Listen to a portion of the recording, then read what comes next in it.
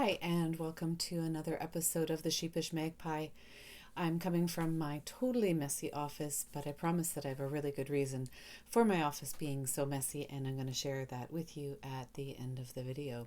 So we are in the full swing of summer, and the weather's hot. It's great.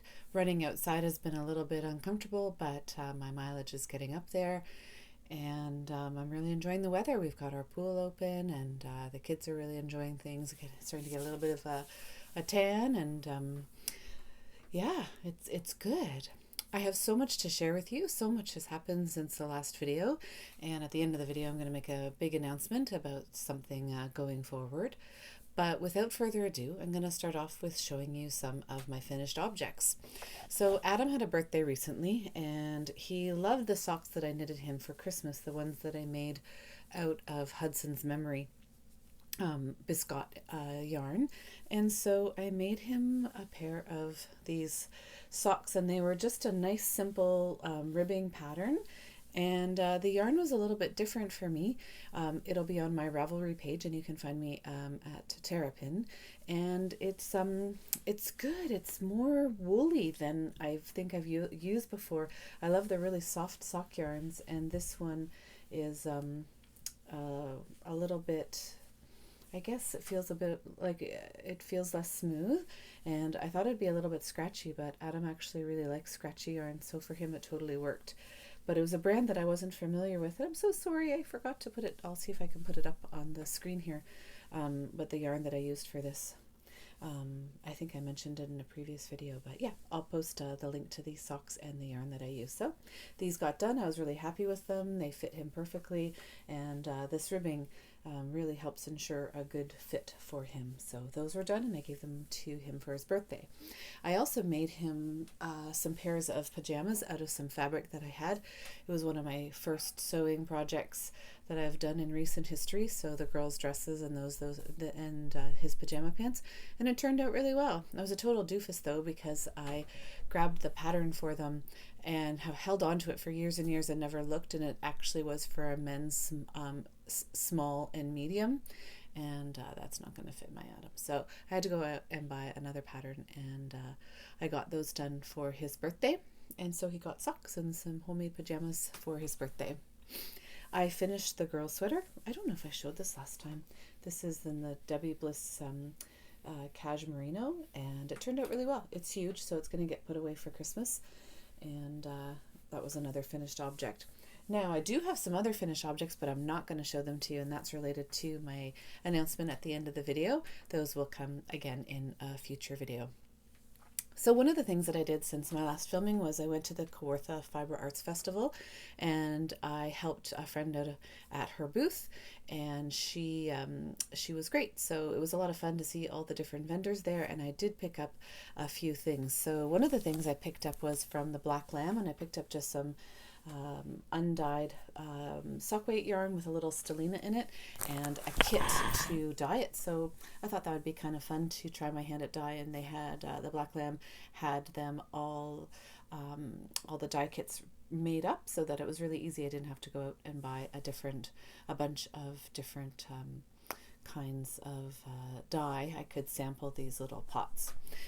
The friend's table that I was at, she makes bags, and she also has a vlog, and you'll find her vlog at She Must Knit, and she's great, and her bags are absolutely terrific. I totally love them, and I was happy to bring one home, and I think that I have one of her needle protectors for DPNs for doing socks or even circulars. And so I got this, and it's from her store, Erin Store Bling Your String. So check them out. I also got a bag, but it's in rotation right now, and it's in the other room. It was a Wonder Woman bag, and it came with a bunch of stitch markers, and that was a lot of fun. All of her bags come with stitch markers. What else did I buy there? I did buy another skein of yarn from Lake House Knits in Ajax. Here it is. I thought I got it. So this is from Lake House Knits, and they're in Ajax, Ontario. This is their sparkle sock, and I couldn't resist. Not only is it gray and rainbow, but also the stellina that's in this is multicolored. Isn't that cool? So there's like little flashes of green and yellow and red. So I totally had to bring that home. That was all that I bought. I was very restrained at the Kawartha Fiber Arts. Not that I didn't see a million things, but my stash is pretty big right now, and so that's all that I brought home. I have got a few things in the mail. The first thing that I was really excited about is this yarn from Outlaw. Debit Outlaw is amazing, and this is one of the new shades of Nyx. Isn't it gorgeous? Is it blue? Is it green? I don't know. Totally love it. And this one is, it's called Dryad. And so I got 3 balls of that, and it's gorgeous. It's really soft and silky, and I'm really excited about that. So the Nyx is 70% Polworth wool and 30% silk, so it's lovely. It has so much sheen and drape. So I got that. The other thing is I got 3 more skeins of the sugar maples from Feederbrook Farm. I had gotten one from the store earlier. I got it from Bare Naked Yarns, and I contacted her, and she actually ordered in a bunch more, and they custom dyed it for her. So I picked up 3 more of those. I have no idea what I'm going to make with it, but isn't it gorgeous with all the oranges and the fall colors? So that I picked up. And Feederbrook Farm is one of my favorite dyers, and this one is 100% blue-faced Leicester. So gorgeous. I got that. And then I got some inexpensive sock yarns from Woolcraft, so some self-striping ones, and I got 4 different colorways, thinking about doing some holiday socks. And from Bare Naked Wools, I also got one of these just plain skeins of their undyed yarn. This one is Coopworth lamb's wool, so I wanted to try that out. Pardon me, I think I'm going to sneeze. Oh, crisis averted.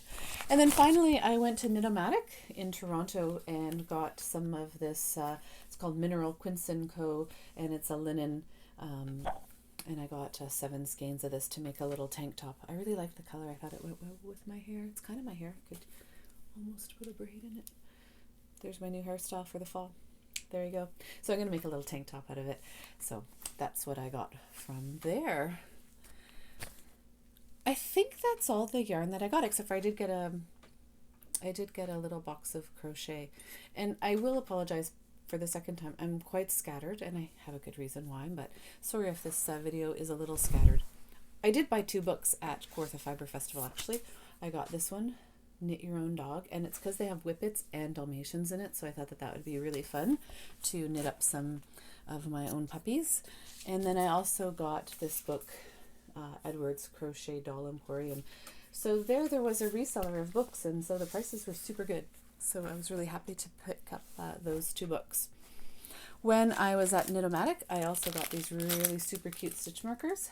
They're called Silver Cats, and I haven't taken them out. They're in a glassine bag, but you can see they're cat-shaped stitch markers, fairly large.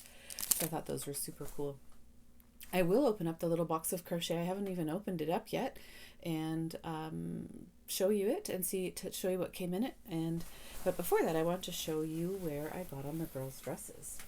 So this is one of the dresses that I got, and I just have to do the sleeves, but I managed to do the trim around the neck, and I've got the bodice all top stitched on, and so I have to do the hemming and just around and the sleeves. Originally I was going to do these little cap sleeves, but I've kind of decided against it. I think I'm just going to do it in the same binding. The girls really like short sleeves, and that'll get them done. And I have some more fabric to make some other dresses from, so I'm pretty sure that's what I'm going to do. And on Jen's, I'm just a little bit further behind. So I got the zipper done since I last filmed, and I also got the neck trim. So I'm really pleased with those, and I'd really like to get them done and off my plate because I have another big project that I need to start working on.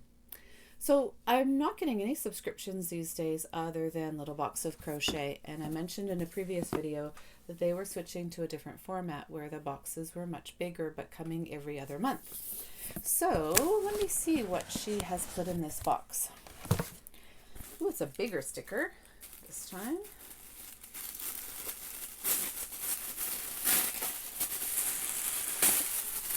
And let's see, the first thing that's in here is a book, and it looks like we are making a market tote. So that's cool, very useful. And the booklet is even bigger. Everything's bigger in this box than before. So there's a tote and a bunch of different yarns. And so basically it's a bunch of granny squares, I think, that get expanded into a bigger tote. So that's cool. And then there's some tassels and, decorated with pom-poms. So nice and bright and sunny. It comes with a smaller book, which is just a little notebook that is plain inside. A matching postcard. And there is an ad for this particular kind of needle company. And I'm assuming that there is a needle in here. Indeed. So this is from Seek Knit, and it is a bamboo crochet hook, which I think is really sweet. I like that big handle on it. And so there's a little card explaining some of their other products. There is a postcard for a book that's coming out called Crocheted Wreaths and Garlands. And cool. These are some more iron-on patches. So I think that they have come in another box, but I really, really like those. So those are really cool. There's a mini travel case with a palm, so there's kind of a summery theme to it. So there's nothing in this little travel case, but it's a cute little, very versatile little case. There are these bamboo marking pins. So I don't know what I would use those for, but I guess for crochet or, to mark different things in the pattern. Maybe the market bag that we're making will require these. So nice little bamboo pins. There is the usual needle and bodkin, the embroidery needle. There's also the stitch clay markers and the clay stitch markers, and this time there's 4 instead of just 1. Those are really cute. And then the yarn. So here are the colors for the market bag. I love them. They're all kind of like, they look almost like a little Bollywood to me. Nice and bright and colorful, very summery. So those are the 6 balls of yarn. And comparably, we would usually get, maybe 3. So it's about double the yarn that would normally come in there. So I'm really happy with that box. I think it's really cute, and I think the market bag is a perfect project to do, particularly given the season. So I don't know when I'm going to get started on that, but soon. So that's kind of all my yarny news as far as projects and things. The things that I'm underway on relate to my next topic, which is I am super pleased, super thrilled to be living my dream, and that is in the fall. I'm opening up a yarn cafe with my partner Cheryl.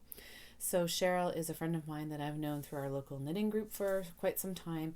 And, if you've followed me on Ravelry before, or one of my dreams has been to open up a yarn store.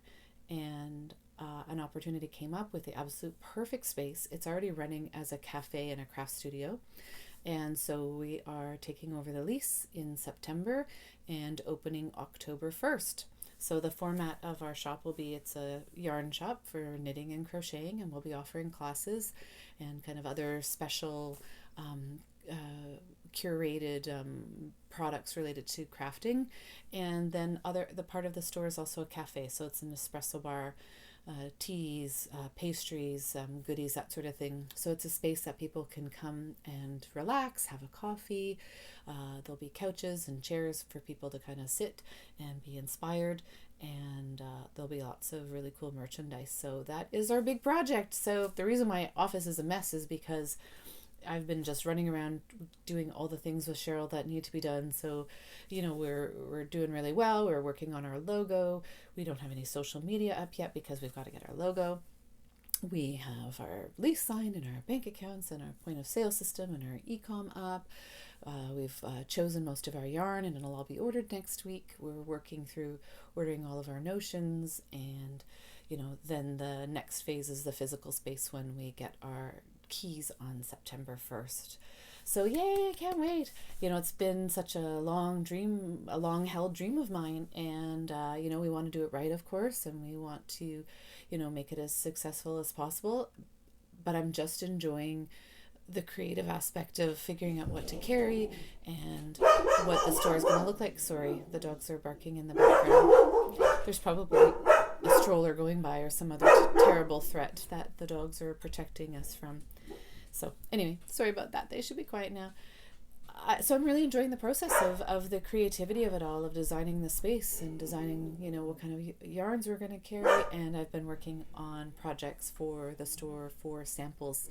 So that's kind of where all of my knitting and crocheting energy has gone to getting those projects done.